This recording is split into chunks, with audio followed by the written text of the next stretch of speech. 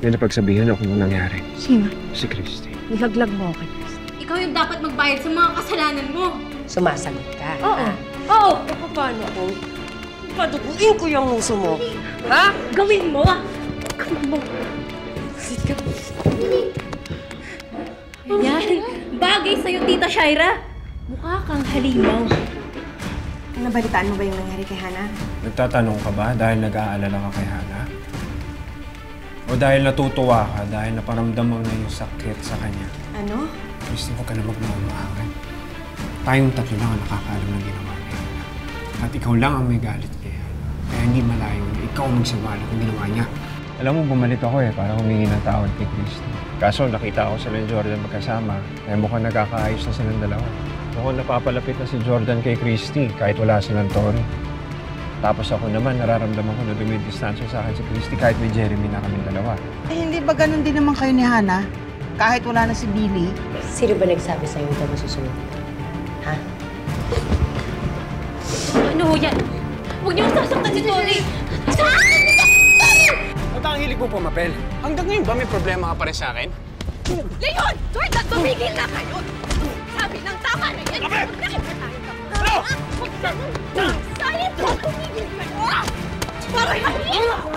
Kasalanan! Huwag kayo! Tumigil kayo! Ano? Eto! Tumalog na ako sa barangay! Ipapahuli kayo ni Ang Carmen sa pulis pag hindi pa kayo alis! Ano? Ano, Hana?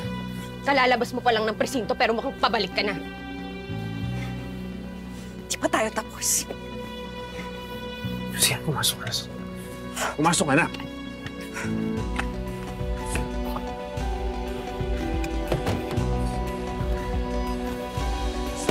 Kailan? Jordan, may sugat ka.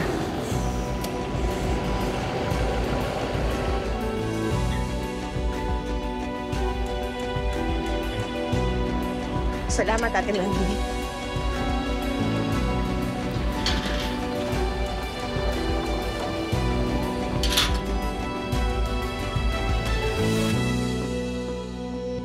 Hindi dapat umalis agad yung Hana na yon.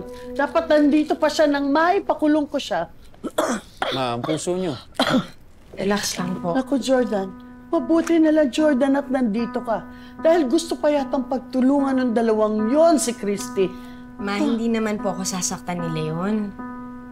Physically, yes. Pero yung ginawa niya sa gitna ng pangyayaring yon, nako, ewan ko. Pasensya na, Ma, ha. Na-stress pa kayo. Dapat nagpapahinga na kayo. Ano naman kasi yung si Hana, eh. Ikaw din, Jordan, nadamay. Pasensya ka na. Wala yung Christy. Sigurado ako hindi nyo na-miss yung ganitong gulo. Nakabother, no? Mabalik tayo sa dating gawi. Awayan ulit. Parang dito lang si Shaira.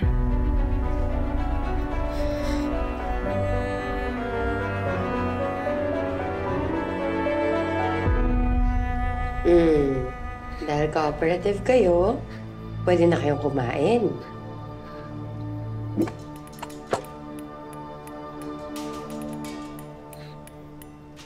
Tori, ginamot na yung sugat mo. Huwag ka na mag-inarte-inarte dyan. Iguan mo pa para tumigil. Alam mo ikaw, isa pang sagot mo, gutom na naman aabutin ninyong dalawa.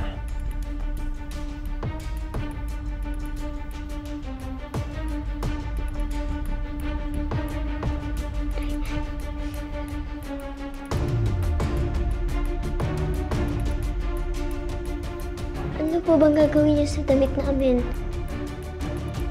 Gusto mo ba talaga malaman?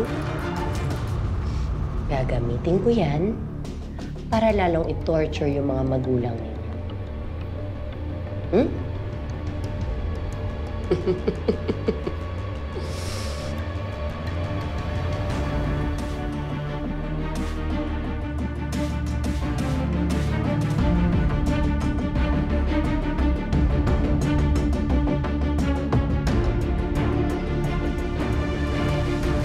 O ano sabi ng abogado mo? Paano ka didepensahan sa korte? Concerned ka ba talaga sa akin, Leon? Or are you just with me so you can rat me out to Christy later on? Ana, Hindi talaga ako makapaniwala eh.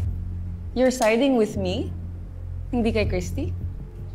Alam mo, kahit patay na si Billy, pamilya pa rin tayong dalawa. Mag-asawa tayo dati, kaya nag-aalala ako sa'yo.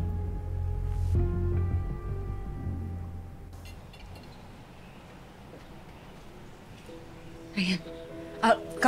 Sabi pala ng insurance company sa akin, di pa daw tapos yung investigation nila. I think they're being careful of insurance fraud kasi alam nilang arson daw yung cause ng sunog sa school. Well, cause kahit naman makuha natin yung insurance, hindi pa rin sapat yon para mapatayo natin yung school. Thank you. At laki pa rin yung kakailanganin natin na pera. Naiintindihan ko ano yung ginawa mo kay Shaira. Ako man, ginusto ko namang gumante. Ginusto kong patayin ang lahat ng taong nanakit sa mga taong mahal ko. Pero alam mo, hindi ko magawa yan eh. Dahil pinipilit ko na magbagong buhay. Cause I'm really sorry, Dahil sa akin, nadamay na yung pangarap mo, pati na yung investment mo. Sobrang sayang. No. That's nonsense. Huwag ka mag-sorry sa akin, okay? It's not your fault. Sa totoo lang, kasalanan to ni Hana lahat. Mabuti na lang din siguro na hindi muna natin ituloy yung pagpapatayo ng school. Di ba nga, binantaan ako ni Hana. Hindi pa daw kami tapos. After everything, ano pa bang pwede niyang gawin? Siya nagsasawa? Hindi ko na alam, cuz. Ano siya?